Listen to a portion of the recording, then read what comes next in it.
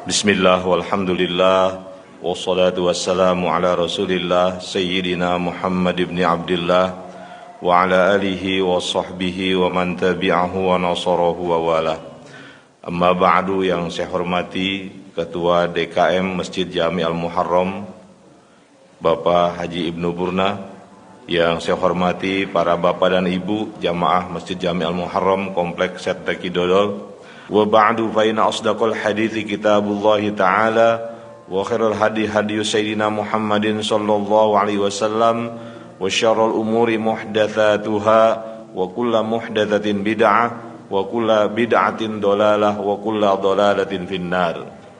Wa bis sanadil muttasil al imamil muallif rahimahullahu ta'ala wa adaman nafa'a bihi wa bi ulumihi fid dharain amin. Qala makruhatul ghusli, hal-hal yang dimakruhkan dalam mandi.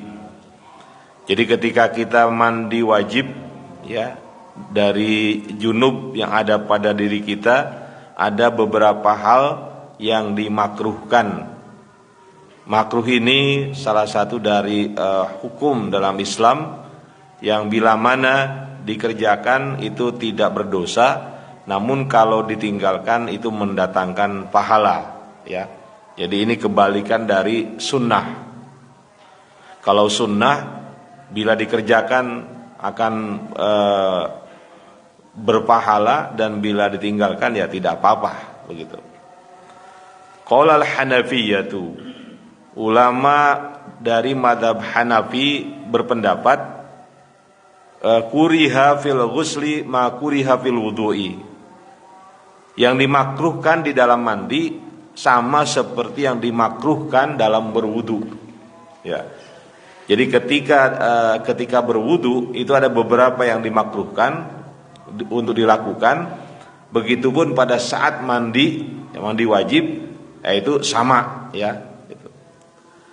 Wahia sittatu asya'a, jumlahnya ada 6. Jadi menurut ulama Hanafiyah yang dimakruhkan dalam mandi wajib ini ada 6, sama seperti kita wudu. Ada sedikit kesalahan di kertasnya, mungkin tidak diberitahu sama jemaah. Oh iya, maaf, ada keliru pengetikan, ya. Iya, dalam sholat, maaf, dalam mandi. Yang pertama al-israfu bil ma'i, jadi berlebihan dalam penggunaan air. Ini makruh, ya. Jadi ketika kita mandi wajib dan kita berlebihan dalam penggunaan air, ini hukumnya makruh. Kemudian wat taqtiru fihi, dan terlalu sedikit menggunakan air itu juga makruh. Terlalu banyak makruh, ya. Kemudian terlalu hemat juga makruh. Karena dikhawatirkan kalau terlalu sedikit nanti tidak terpenuhi, ya, bagian-bagian yang harus terkena air. Ini kekhawatiran seperti itu. Maka ini dimakruhkan oleh ulama Hanafiyah. Kemudian wa darbul wajhi bihi, dan memukul wajah dengan air, artinya mencipratkan dengan keras, gitu. Umpamanya kita menggunakan keran, gitu ya, yang dorongannya kuat, gitu. Dorongannya kuat, lalu langsung kita timpakan ke muka, itu oleh ulama Hanafiyah ini dimakruhkan. Wa takallumu bi kalamin nas, dan berbicara di saat mandi itu makruh. Wal isti'anatu bi ghairihi min ghairi udhrin, dan meminta bantuan kepada orang lain tanpa adanya udzur. Ya, sama dengan wudu kan begitu. Kalau kita tidak ada udzur kemudian dibantu berwudu itu makruh. Begitupun di saat kita mandi dalam keadaan tidak ada udzur, kita tidak sakit umpamanya atau yang lainnya, nah, lalu kita minta bantuan orang lain untuk memandikan, itu hukumnya makruh. Tapi kalau ada udzur ya tidak, ya, enggak ada masalah.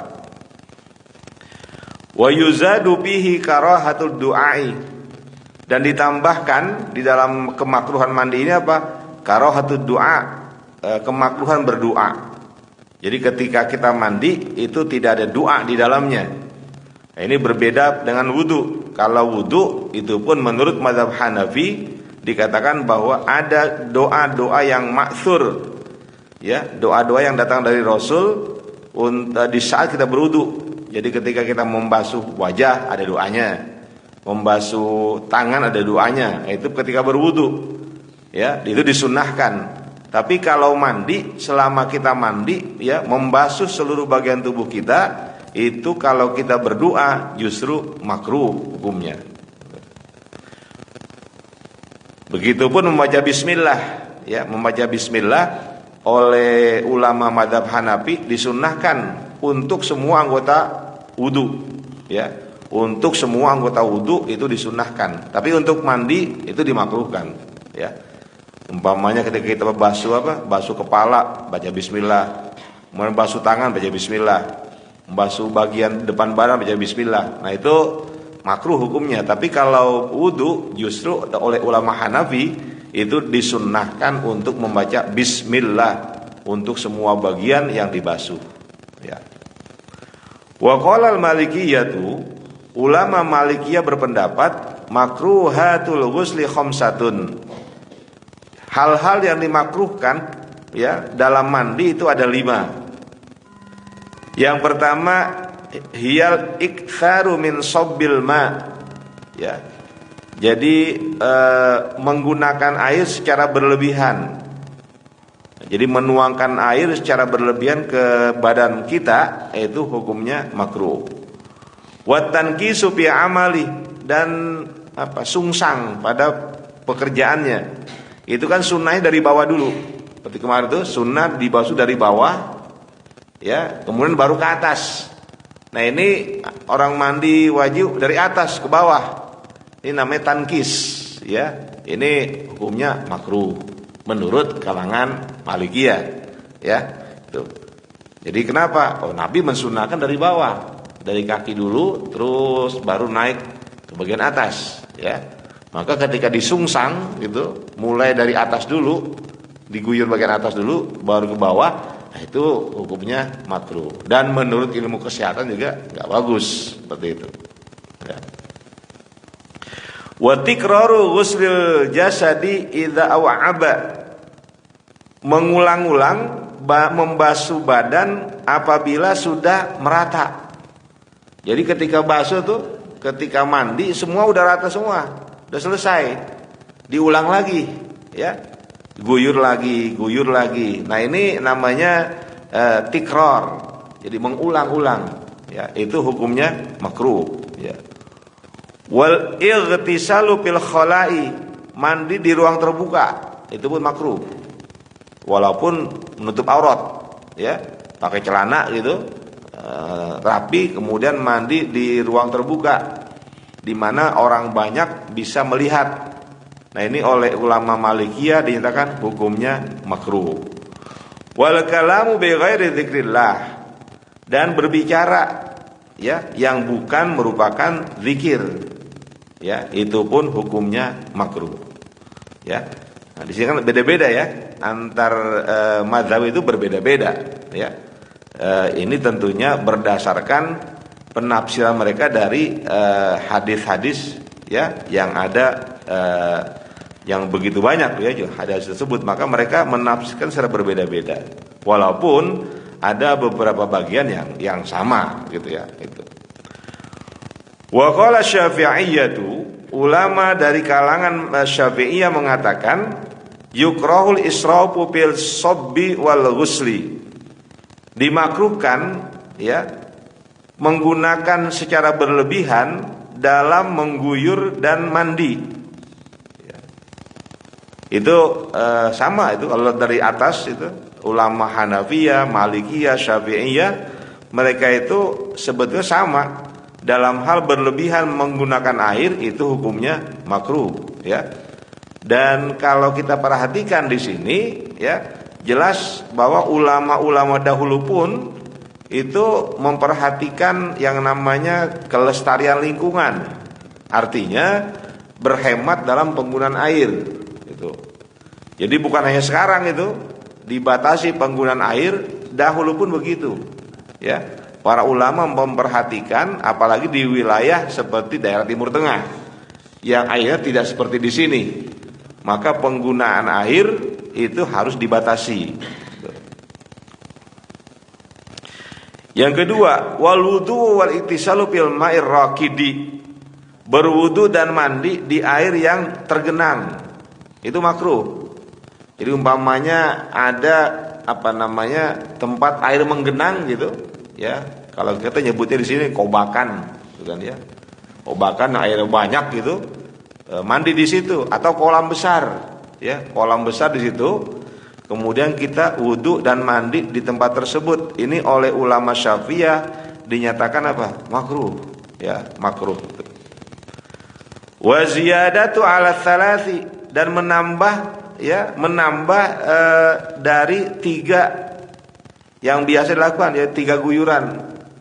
Guyuran pertama, guyuran kedua, guyuran ketiga, ya. Yang keempat, kelima, keenam itu makruh. Ya, makruh. Makanya di sini apa? Lagi-lagi masalah penghematan penggunaan air, itu ya. Sampai-sampai ulama Syafi'i mengatakan 3 kali lebih, ya, melebihi 3 kali guyuran itu sudah hukumnya makruh. Gitu, ya. Kemudian watarkul madmadati wal istinsyaki, tidak berkumur dan tidak memasukkan air ke dalam hidung, itu makruh. Nah, nanti kan beda dengan Imam Hambali, murid beliau. Justru Imam Hambali, muridnya Imam Syafi'i, mengatakan bahwa berkumur dan memasukkan air ke dalam hidung itu wajib. Jadi kalau ada orang mandi wajib gitu ya, tidak berkumur dan tidak memasukkan air ke hidung, itu mandinya nggak sah, ya. Ini, iya. Jadi perbedaan yang indah antara seorang murid dengan seorang guru, dan itu nggak pernah jadi masalah, ya, nggak pernah jadi masalah. Nggak kayak kita sekarang ini, ya, berbeda sedikit aja, wah itu jadi masalah besar, gitu ya. Ini masalah kesahan dan tidak sah, ya. Kalau kata ulama Syafi'i apa? Ya sah aja, mandi wajib, kemudian tidak berkumur, sah, gitu kan ya. Kata orang-orang Hambali enggak sah. Padahal ini apa? Bersumber dari 2 orang yang merupakan guru dan murid, begitu, ya. Seperti itu. Kalau sekarang ya serem banget itu. Apa? Pinar, ya neraka, gitu kan ya. Repot itu. Berbeda sedikit neraka, gitu ya. Bidah neraka. Allah, repot kalau begitu ya, kita dibegitukan terus kondisinya. Kan ini menjadi hal yang kurang bagus gitu ya, seperti itu.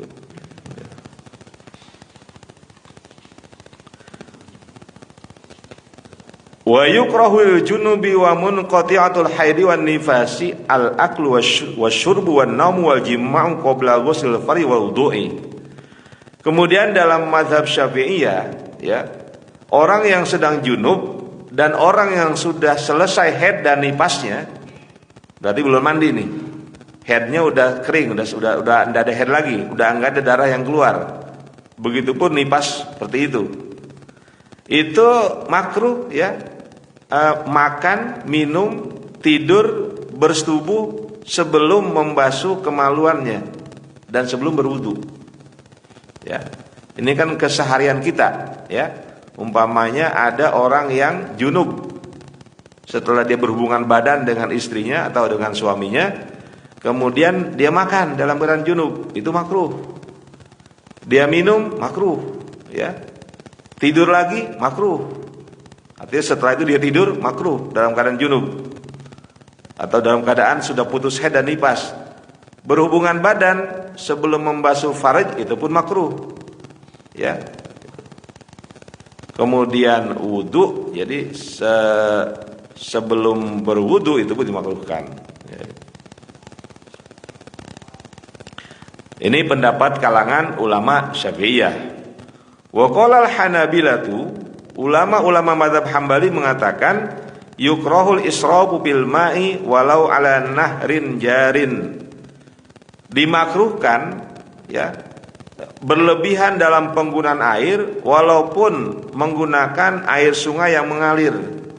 Menurut pemahaman dari mazhab Hambali tetap saja makruh.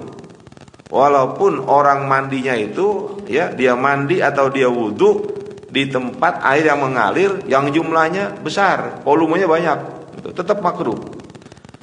Nah, ini berdasarkan hadis riwayat dari Ibnu Umar di mana beliau mengatakan anna nabiyya sallallahu alaihi wasallam marra ala Sa'din. Nabi ya satu saat dia melewati ya jadi lewat di depan Sa'ad wa huwa yatawadda ya Sa'ad waktu itu sedang berwudu. Faqala, Nabi bersabda, ma hadzal israf, kenapa kok Anda berlebihan dalam menggunakan air gitu. Jadi ketika Nabi melihat Sa'ad berwudu di sungai gitu, melihat dia berwudu, kemudian kata Nabi, kenapa kok Anda itu berlebihan dalam menggunakan air?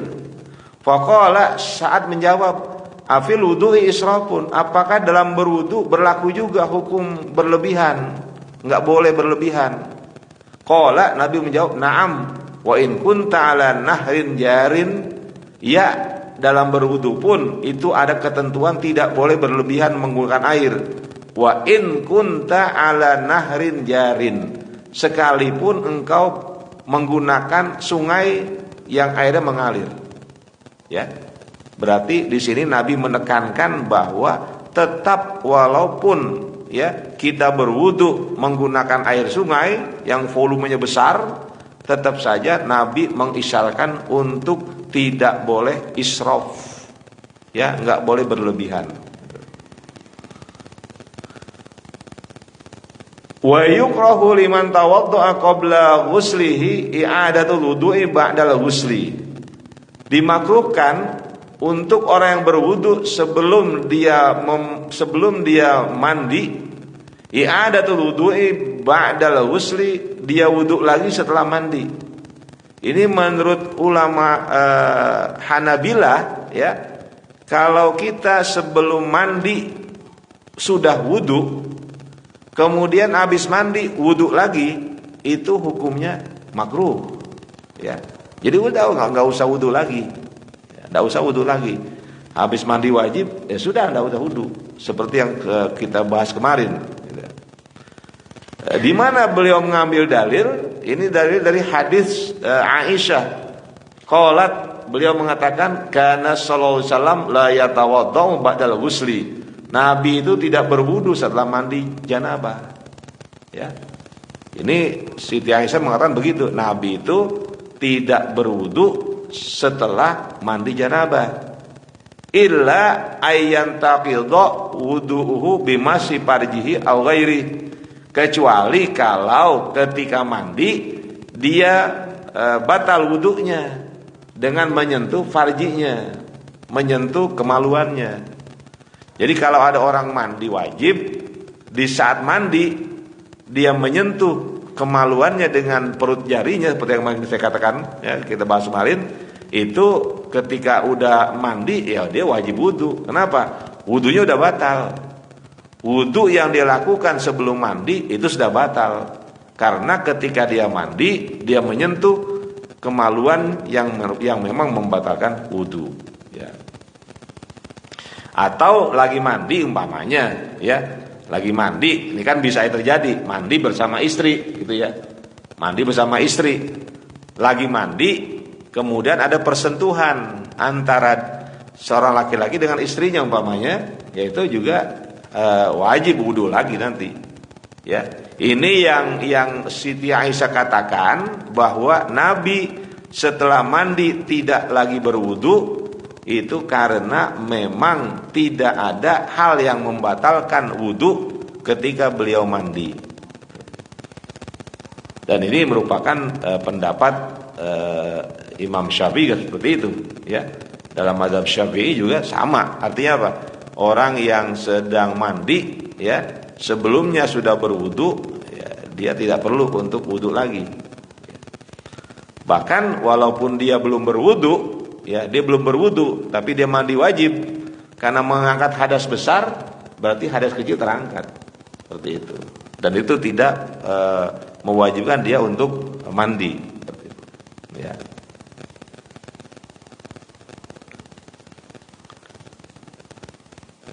Atau maaf, lagi mandi keluar angin gitu ya dari tubuhnya atau duburnya, itu ya dia harus wudu nanti. Ketika sudah selesai mandi, dia harus wudu. Kenapa? Karena ketika mandi batal wudunya dengan umpamanya keluar angin atau sesuatu lah dari kedua bagian kemaluan tersebut, salah satunya. Ya. Wa yukrahu lil junubi wa munqati'ati damil haidi wan nifasi tarkul wudu'i li naumin faqat. Dimakruhkan bagi orang yang junub dan orang yang sudah berhenti darah haid dan nifasnya, apa yang dilakukan? Tarkul wudu' li naumin faqat. Itu meninggalkan berwudu untuk tidur. Artinya orang yang dalam keadaan janabah atau orang yang darah haidnya udah berhenti atau nifasnya berhenti, ketika mau tidur nggak wudu lagi, ini hukumnya makruh. Ya, hukumnya makruh. Ya. Jadi kalau kita dalam keadaan janabah, maaf umpamanya setelah hubungan suami istri, ya kita mau tidur, mau mandi, belum nggak nyaman kalau mandi, ya udah wudu aja. Ya, wudu. Kita tidur, maka itu hukumnya tidak makruh. Tapi kalau kita tidur tanpa berwudu, ini hukumnya dimakruhkan. Ya. Wala yukrahu tarku li aklin wa syurbin wa muawadati wat'in. Ya, wa muawadati wat'in. Ini masih dalam pendapatnya Imam ulama Hanabilah, tidak dimakruhkan, ya. Dalam keadaan tidak berwudu, ya, lalu dia makan, minum dan mengulang hubungan. Kalau dalam mazhab Syafi'i jelas itu makruh. Ya, orang yang dalam keadaan janabah kemudian dia belum berwudu, lalu dia makan sesuatu, minum sesuatu, kan itu hukumnya makruh. Ya, tapi menurut ulama mazhab Hanabilah itu nggak makruh. Ya, jadi kata mereka, ya nggak apa-apa, ya belum berwudu dalam keadaan janabah makan, minum dan berhubungan badan kembali, ya itu nggak ada masalah. Tapi di mazhab Syafi'i itu nggak bisa, itu tetap hukumnya makruh. Ya. Wa innama yustahabu lahumul wudu'u.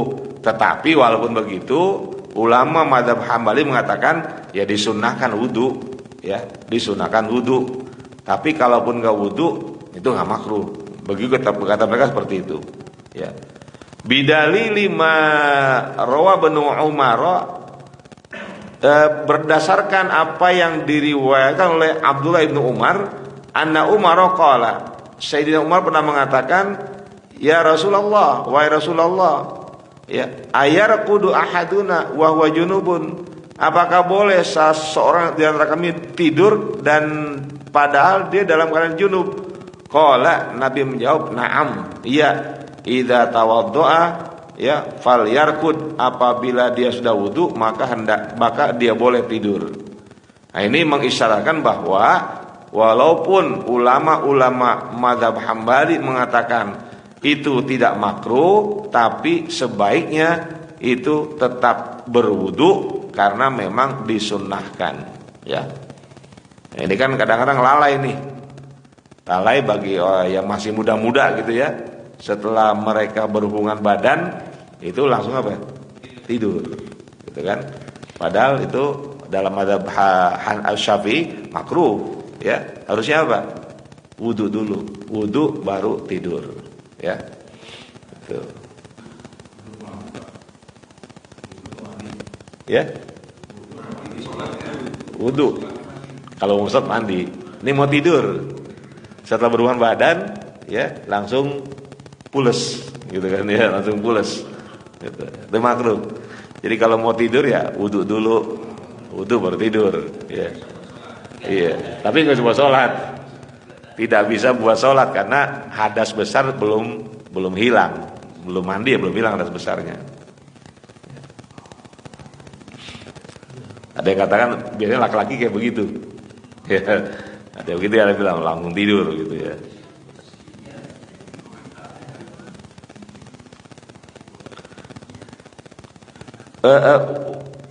Wa amma istihbabul wudu'i lil akli wasyurbi, adapun disunnahkan wudu untuk makan dan minum, palima rawat Aisyah tu berdasarkan hadis riwayat Siti Aisyah qalat, beliau mengatakan rakhasan Nabi sallallahu alaihi wasallam lil junubi idza arada ay yakula aw yasriba ay yatawadda wudu'an lis salati.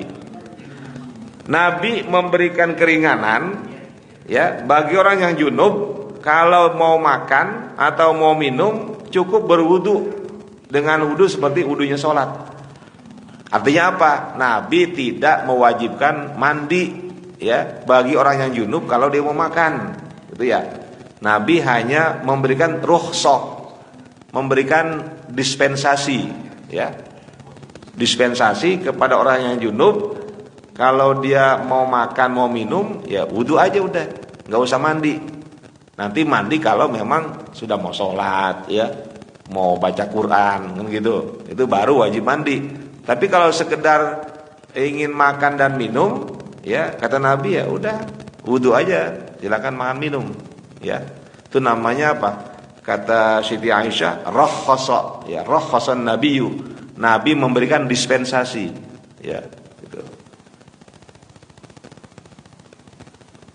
Ya, malah kita sering apa? Bisa jadi ya agak lalai itu. Ya janabah ya tetap aja makan aja gitu. Minum aja. Enggak pakai wudu dulu, padahal Nabi mensunnahkan wudu dulu baru makan. Enggak susah kan? Cuma males gitu. Iya. Makruh aja. Enggak apa-apa. Ya, makruh aja. Oke. Tapi itu sunnah. Makanya begini Pak, ada ulama-ulama yang sekarang mendefinisikan sunnah itu agak beda ya. Nah, jadi apa? Sunnah adalah bila dikerjakan berpahala, bila ditinggalkan rugi, gitu kan? Kenapa rugi? Karena menghilangkan pahala, ya. Benar nggak berdosa tapi rugi, ya. Nah, ya kan kalau definisi lama itu apa? Sunnah adalah berpahala bila dikerjakan, tidak disiksa, tidak dosa kalau ditinggalkan, kan gitu. Tidak dosa kalau ditinggalkan. Nah, sekarang untuk lebih mendorong orang mengerjakan sunnah, menstimulasi mereka untuk sunnah apa? Dikerjakan berpahala, tidak dikerjakan rugi, gitu ya, karena meninggalkan pahala. Jadi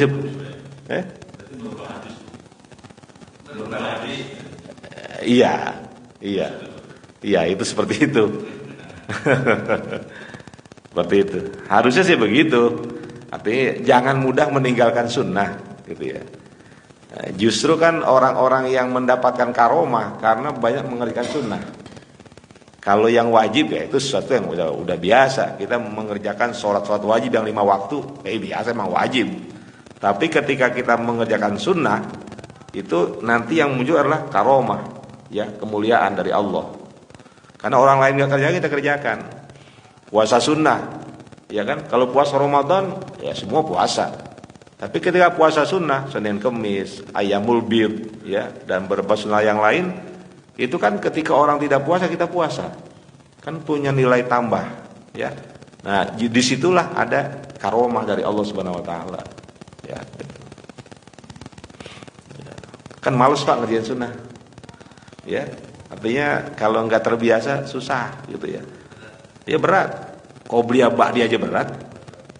Ya. Baik yang muakkadah maupun yang ghairu muakkadah. Ya, contoh ba'da maghrib itu kan muakkadah. Tapi banyak orang yang tinggal aja. Padahal pahalanya besar sekali karena muakkadah, Nabi nggak pernah tinggal itu. Ya. Ba'diyah Isya itu kan muakkadah. Sholat sunnah fajar muakkadah, itu kan ya. Nabi tidak pernah tinggal. Gitu. Itu biasa yang sunnah seperti itu.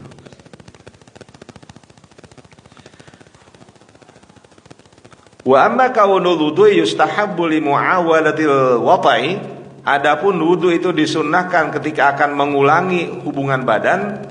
Bali hadisi Abi Sa'idin, berdasarkan hadis riwayat Abi Sa'id, qala, dia mengatakan, qala Nabi SAW, Nabi bersabda, idza ata ahadukum ahlahu tsumma arada ay yu'awida falyatawadda bainahuma wudu'an. Apabila salah seorang di antara kamu ya ingin mendatangi istrinya, maksudnya bersetubuh, ini bahasa halusnya. Ya, Nabi itu sering pakai gunakan bahasa halus. Ya. Beliau menggunakan apa? Ata ahadukum li ahli. Ya, atau ata ahadukum ahlahu. Kalau diartikan secara itu adalah apabila seseorang ingin mendatangi istrinya. Ya. Tsumma arada ayu awida, kemudian dia ingin mengulangi lagi. Falyatawadda bainahuma wudu'an, maka hendaklah dia berwudu di antara kedua hubungan badan tadi. Ya, gitu. Ini kan bagi yang muda-muda ya, bagi kita ya udah enggak kali. Ya, bagi yang muda-muda itu kan suka nambah gitu ya. Nah, itu ketika mau menambah itu Nabi suruh apa? Wudu dulu. Ya, wudu. masih menambah.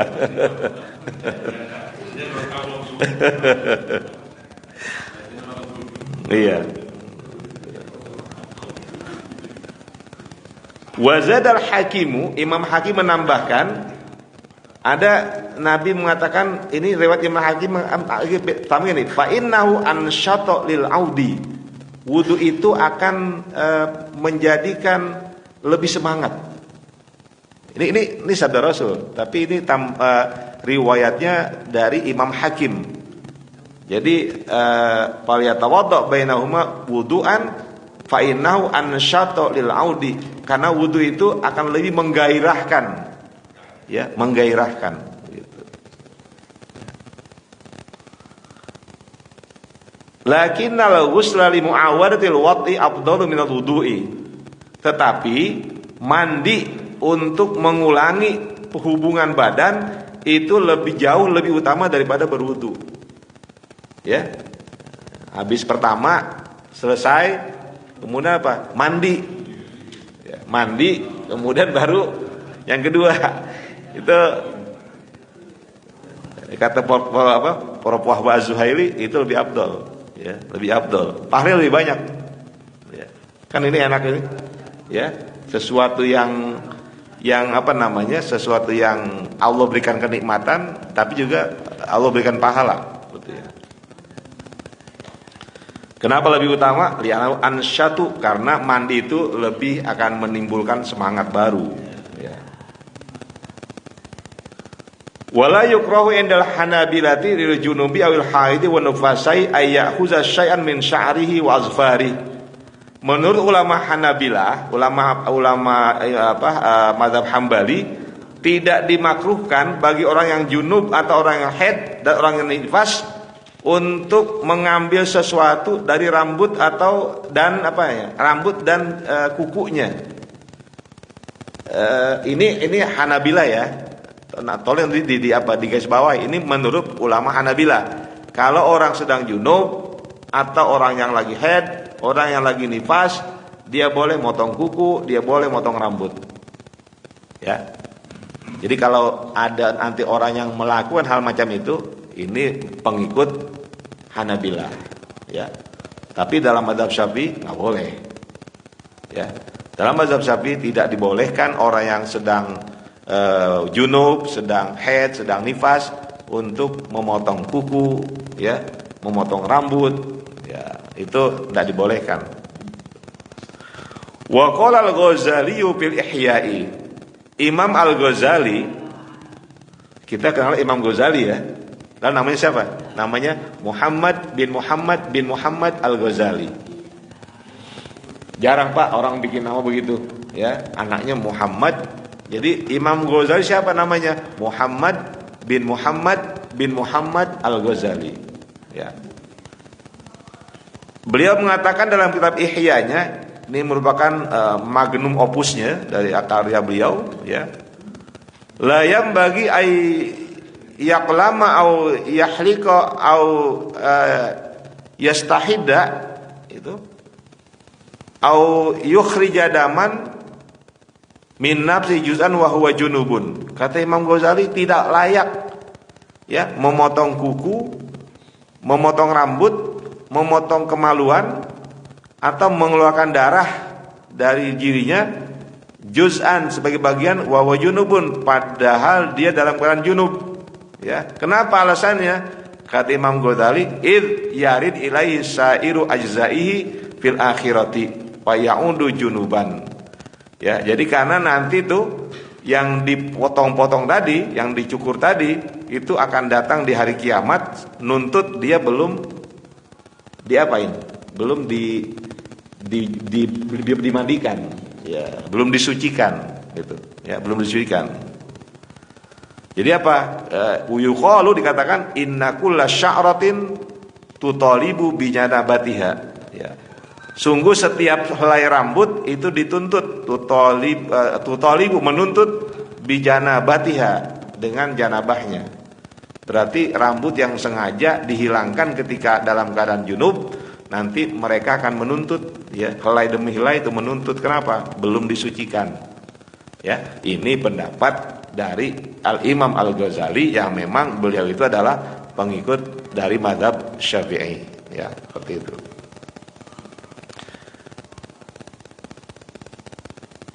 Ada pertanyaan di sini? Saya coba stop di sini dulu. Ya, silakan. Ya, terkait dengan mandi ini, mungkin di pertama dulu pernah kita baca hadis Rasul, ya, riwayat dari Aisyah yang mengatakan bahwa sifat mandinya Rasul adalah yang pertama dia basuh tangannya. Ini, jadi basuh tangannya sampai pergelangan. Pak basuh, kemudian membasuh kemaluannya. Kemaluan dibasuh selesai, berwudu. Ya, beliau berwudu, wudunya selesai, baru mandi. Dimulai pada bagian bawah dan bagian kanan, gitu ya. Jadi dari bawah dulu, kanan dulu, ya. Karena memang Nabi menyukai memulai sesuatu dari kanan. Kanan depan dulu, baru kiri depan, gitu. Tapi kemarin saya katakan di kitab Bidatul Hidayah Imam Al-Ghazali apa? Boleh juga apa? Kanan depan, kanan belakang. Kiri depan, kiri belakang. Ya, begitu seperti itu. Terkait dengan apakah nanti wudu lagi, di sini ada perbedaan. Ya, ada yang mengatakan bahwa ya tidak perlu berwudu, mutlak. Iya, tidak. Ada yang mengatakan tidak perlu berwudu mutlak. Ada yang mengatakan harus berwudu lagi. Kenapa? Kalau dia menyentuh kemaluannya yang membatalkan wudu atau keluar sesuatu dari salah satu dua jalan, atau dia menyentuh perempuan lawan jenis gitu ya. Maaf, lawan jenis. Itu begitu sifat dari mandinya Rasul, ya. Nah, apakah itu menjadi satu yang wajib? Tidak. Ya. Jadi ittiba' ma fa'ala Rasulullah SAW. Jadi mengikuti apa yang dilakukan Rasul ketika mandi tersebut itu adalah hukumnya sunnah. Artinya urutan itu sunnah. Ketika kita mulai dari bagian yang lain, itu tidak menghalangi sahnya mandi. Walaupun tidak sama dengan mandinya Rasul, dengan catatan satu, ya. Apa catatannya? Ya'ummul ma'u al-jasada. Jadi air itu meratakan semua bagian badan. Itu aja. Kalau sudah rata semua bagian badan, mau mulai dari manapun silakan. Tapi kalau mau ittiba'ur Rasul, mengikuti Rasul ya kayak tadi. Berarti itu punya nilai sunnah, ya, nilai sunnah seperti itu. Ya, begitu Pak. Allah